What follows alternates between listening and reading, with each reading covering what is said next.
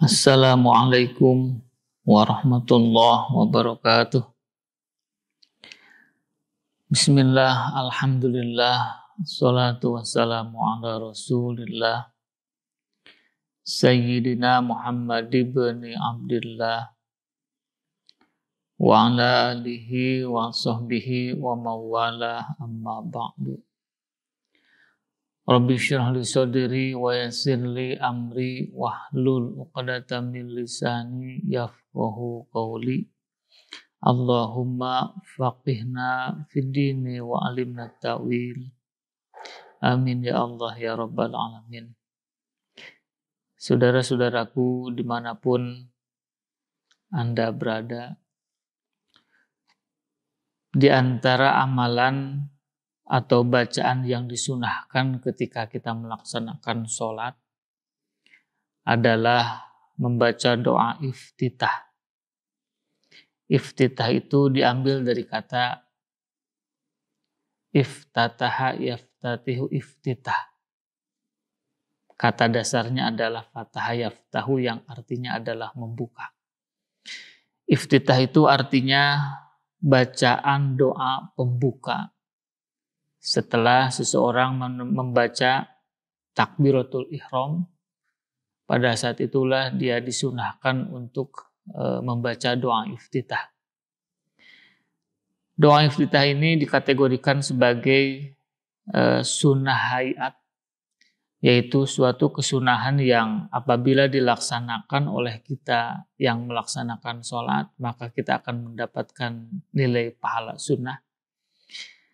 Kemudian apabila kita tinggalkan, maka tentu kita tidak akan mendapatkan pahala sunnah itu. Ya, artinya rugi kita. Sholatnya hanya melaksanakan yang wajib saja, yang rukun saja, sementara yang sunnahnya terabaikan. Begitu. Selain itu, sunnah hayat itu kalau ditinggalkan, maka tidak usah ditambal dengan sujud sahwi. Saudaraku yang dimuliakan oleh Allah Subhanahu wa taala, banyak redaksi berkaitan dengan doa dalam iftitah ini. Yang populer di masyarakat adalah kita biasa membaca doa iftitah itu, misalnya ada redaksi Allahu akbaru kabiro walhamdulillahi katsiro. Kemudian berikutnya ada kalimat wajjahtu wajhiya lillazi fatarus samawati wal ardo dan berikutnya. Nah, di masyarakat masih banyak yang biasa membacanya itu ada tambahan ininya. Jadi kalimatnya adalah ini wajjahtu. Nah, pertanyaannya, apakah dengan adanya tambahan ini lebih utama atau tidak? Berdasarkan hadis dari Nabi ataupun tidak? Atau kalau ada hadisnya, apakah hadis itu masuk kategori makbul, diterima atau ditolak? Nah, ini saya kira sangat penting sekali karena sholat merupakan ibadah yang paling utama. Maka amalan-amalan ibadahnya pun, prakteknya pun, gerakannya pun harus mengikuti pola yang dicontohkan oleh Nabi Muhammad SAW. Karena ketika ibadah itu kita yakini, akibatnya, pahalanya akan kembali kepada pribadi yang melaksanakan, berarti amalan ibadah yang kita laksanakan ini harus kita pilih dari amalan-amalan yang paling utama. Saudaraku yang dimuliakan oleh Allah Subhanahu wa taala, pertanyaannya, adakah hadis atau riwayat yang menyatakan bahwa sebelum wajah itu ada ininya? Ternyata saudara-saudaraku, kalau kita kaji di dalam hadis-hadisnya, ada memang suatu riwayat yang menyatakan bahwa sebelum lapad wajah itu ada ininya. Misalnya kita lihat di dalam hadis riwayat Imam At-Tabrani, ya. Di sana ada satu hadis yang disandarkan melalui Muhammad bin Ishaq. Muhammad bin Ishaq ini menerima dari Syaibah bin Nasr, ya. Kemudian dari Abu Bakar bin Abdurrahman, kemudian dari bapaknya, kemudian dari Abi Rofi. Nah, Abi Rofi ini yang kemudian mengatakan, ya, kata beliau, waqa'a ilayya kitabun fihi istiftahu Rasulullah sallallahu alaihi wasallam. Abu Rofi mengatakan bahwa ada satu catatan, ya, di mana di dalam catatan atau kitab itu atau buku itu ada redaksi istiftahnya yang biasa dibaca oleh Rasulullah atau istiftah yang dibaca oleh Rasulullah. Bagaimana redaksinya? Di dalam kitab itu atau catatan itu dinyatakan kana idza kabbara, Rasulullah ketika telah menunaikan atau membaca takbiratul ihram, beliau membaca ini wajah tuh. Nah, memang di dalam riwayat ini ada tambahan ininya. Nah, pertanyaannya, bagaimana kualitas hadis ini? Nah, tentu ketika kita bertanya bagaimana kualitas hadis, tentu yang berhak menjawab adalah ulama-ulama yang masuk kategori ahli hadis tentu. Sahabat-sahabatku sekalian, di dalam redaksi riwayat ini ada seorang rawi yang dipermasalahkan, ya, atau masuk kategori dhaif, ya, yang bernama Muhammad bin Ishaq. Itu memang dikategorikan sebagai mudalis, ya. Mudalis itu rawi yang biasa menyembunyikan cacat, begitu, cacat di dalam hadis. Nah, kemudian menurut Imam Ibnu Hajar al-Asqalani, beliau menulis satu kitab Tabaqatul Muhaddisin, ya. Imam Ibnu Hajar mengklasifikasikan, ya, Muhammad bin Ishaq ini pada orang atau rawi yang manittafaqu ala annahu la yuhtajja bi syai'in fi haditsihim. Jadi Muhammad bin Ishaq ini masuk kategori tingkatan mudalis, ya, di mana hadisnya itu sama sekali tidak bisa dipertanggungjawabkan. Artinya hadisnya sama sekali tidak bisa dijadikan hujah. Nah, dari hadis ini bisa kelihatan, ya, di sini misalnya hadis yang menyatakan tanpa ini atau kalimatnya itu redaksinya wajah tu wajhiya lilladzi dan berikutnya diriwayatkan oleh Imam Muslim, ya, kemudian juga diriwayatkan Imam At-Tirmidzi di dalam kitab sunannya. Kemudian At-Tirmidzi memberikan catatan terhadap hadis yang diriwayatkan oleh Imam Muslim ini. Beliau menyatakan hadza hadisun hasanun shahihun. Hadis yang menyatakan bahwa riwayat dalam iftitah tidak ada tambahan ini merupakan hadis yang sahih, demikian juga disebut dengan hadis hasan. Artinya hadis yang menyatakan tidak ada tambahan ini tentu lebih sahih, ya. Dan inilah yang masuk kategori hadis yang makbul. Nah, dari perbandingan ini kita bisa menyimpulkan bahwa hadis yang tidak ada tambahan inilah hadis yang makbul. Hadis yang bisa kita terima. Kemudian hadis yang menyatakan ada tambahan ininya, ini wajah tuh, seperti yang dinyatakan oleh Imam Ibnu Hajar al-Asqalani, bahwa Muhammad bin Ishaq ini masuk kategori manittafaqu ala annahu la yuhtajja bi syai'in fi haditsihim. Jadi hadisnya sama sekali tidak bisa dijadikan hujah. Saudara-saudaraku yang dimuliakan oleh Allah Subhanahu wa taala, ternyata redaksi hadis yang tercantum di dalam riwayat-riwayat yang sahih, yang tercantum di dalam kitab Sahih Muslim, kemudian Sunan At-Tirmidzi, inilah yang kemudian dipilih oleh para ulama ahli fikih, ya. Misalnya di dalam kitab Fathul Qorib yang ditulis oleh Muhammad bin Qasim, ya, beliau menyatakan di dalam kitabnya dalam bab sunat-sunat hayat mengatakan wat tawajjuhu, di antara yang disunahkan ketika kita melaksanakan sholat itu adalah membaca tawajuh. Tawajuh itu artinya membaca wajah tuh. Inilah yang kita kenal dengan doa iftitah. Kata beliau, qaulul musolli akibat taharum, ucapan atau bacaan orang yang melaksanakan sholat setelah membaca takbiratul ihram, kalimatnya adalah wajah. Redaksi yang dipilih oleh Imam atau Muhammad bin Qasim ini tidak ada tambahan ininya. Kemudian di dalam kitab yang lainnya, misalnya di dalam kitab Fathul Mu'in, ya, yang ditulis oleh kitab Syekh Zainuddin Al-Malibari, beliau juga menyatakan begini. Kata beliau, wa warada fihi ad'iyatun katsiratun. Banyak riwayat, redaksi-redaksi berkaitan tentang doa iftitah. Jadi doa iftitah itu bukan hanya wajah tu wajhiyah saja, tetapi banyak juga riwayat-riwayat yang lain begitu. Kita bisa melihat misalnya di dalam fikih sunnah, ya di sana banyak redaksi tentang doa iftitah itu apa saja. Kita misalnya bisa membaca atau membuka kitab Al-Azkar Imam An-Nawawi. Di sana juga banyak redaksi-redaksi berkaitan dengan doa iftitah begitu.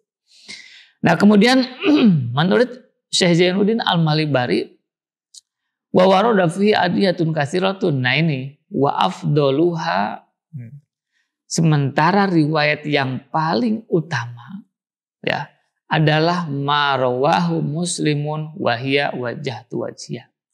Yaitu hadis yang diriwayatkan oleh Imam Muslim di mana redaksinya wajhatu wajhiyah. Nah, di dalam redaksi yang dipilih oleh Syekh Zainuddin Al-Malibari, kemudian redaksi yang dipilih oleh Syekh Muhammad bin Qasim di dalam kitab Fathul Qorib, semuanya tidak ada tambahan ininya. Kemudian juga di dalam kitab Nihayatul Zain, ya, Syekh Nawawi Al-Bantani menyatakan, kata beliau, walahu siyagun katsirah minha wajhatu wajhiyah. Banyak sekali riwayat redaksi yang berkaitan dengan doa iftitah. Kata beliau, di antaranya adalah wajhatu wajhiyah. Kemudian kita bisa baca juga di dalam kitab yang lain, ya, syarah kitab Safinah, ya. Ada namanya kitab Ghoyatul Munah. Di sana juga disebutkan sama. Wa waroda wa qad waroda fi du'ail istiftahi siyagun katsirah minha wajhatu wajhiyah.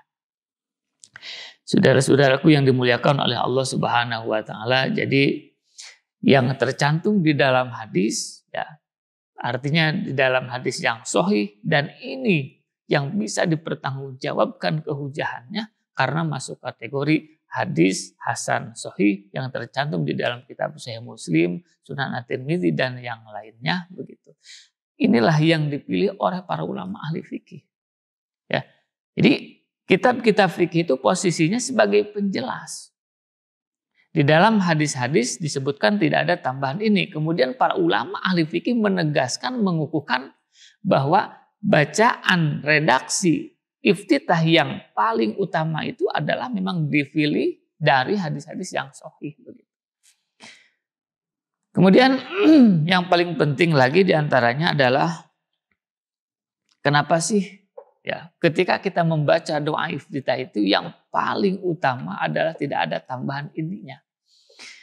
Memang kalau kita baca buka di dalam Al-Quran, ya, redaksi ini wajhatu ini memang disebutkan. Misalnya di dalam Al-Quran surat Al-Maidah ayat 79 dinyatakan ini wajhatu wajhiya lillazi dan berikutnya. Nah, dari segi bahasa, ya, penggunaan kata ini atau taukid itu digunakan bagi orang yang semulanya itu adalah ragu. Ya, lalu untuk mengukuhkan bahwa sebelumnya adalah ada keraguan, lalu timbul kemantapan, maka redaksi yang diungkapkan adalah ininya itu sesungguhnya. Nah, di dalam Al-Quran kenapa ada kalimat ini wajhatu, ya? Karena memang di dalam Al-Maidah ayat 75 sampai 78-nya di sini berbicara tentang keraguan Nabi Ibrahim. Kata Nabi Ibrahim, falamma janna alaihi lailu ra'a kaukaba qala hadza rabbi, ya. Nabi Ibrahim suatu ketika di malam hari dia melihat ada bulan. Sebelumnya itu ada bintang, ya.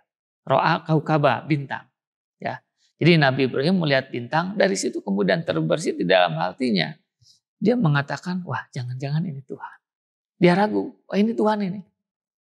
Nah, ketika bintang itu tidak ada, lenyap begitu, berganti dari malam ke siang hari, maka tidak ada bintang itu.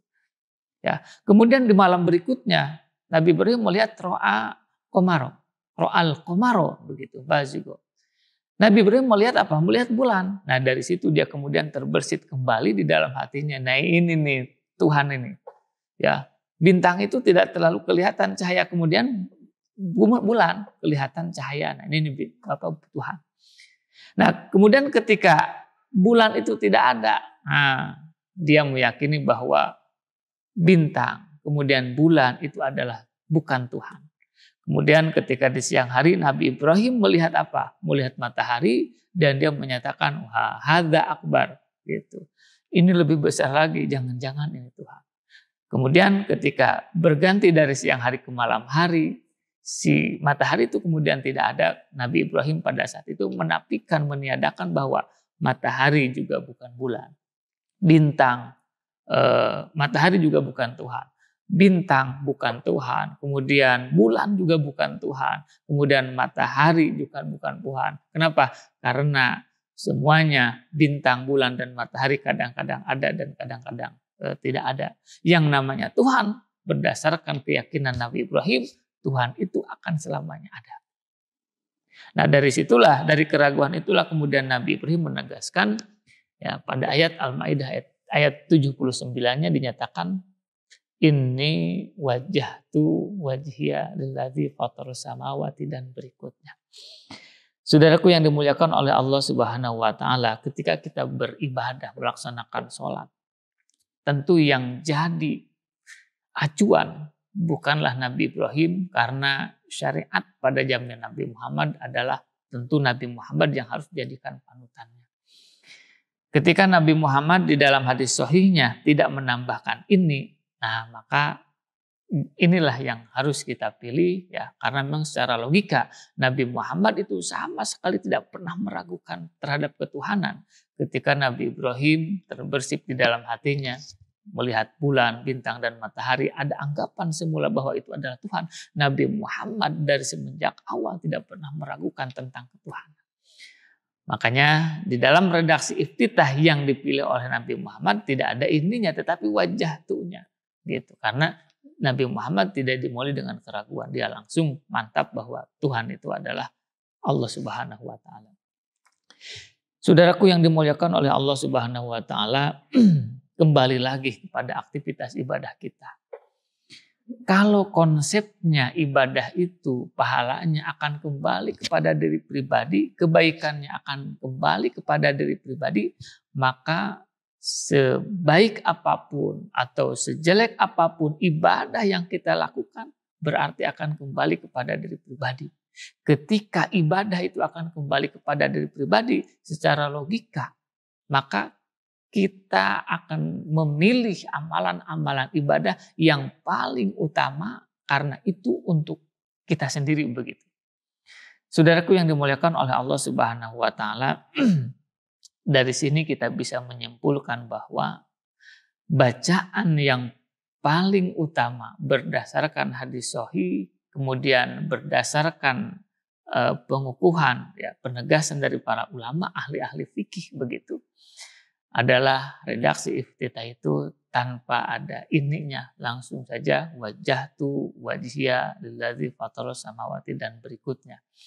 Nah, tentu ketika kita membaca ini, ya tentu tidak kemudian membatalkan sholatnya. Ya, sholatnya tetap sah, hanya saja itu kurang begitu utama. Karena bacaan yang dipilih tidak sesuai dengan redaksi yang tercantum di dalam hadis-hadis yang sahih. Saudaraku yang dimuliakan oleh Allah Subhanahu wa taala, dengan memilih bacaan sunnah di dalam iftitah, insya Allah ini akan memberikan satu dorongan, kesempatan buat kita, ibadahnya akan kita laksanakan lebih mantap dan lebih khusyuk lagi insya Allah. Hadanallahu wa iyyakum ajmain. Demikian yang bisa kita laksanakan pada kesempatan kali ini. Terima kasih. Wabillahi taufiq wal hidayah. Wassalamualaikum warahmatullahi wabarakatuh.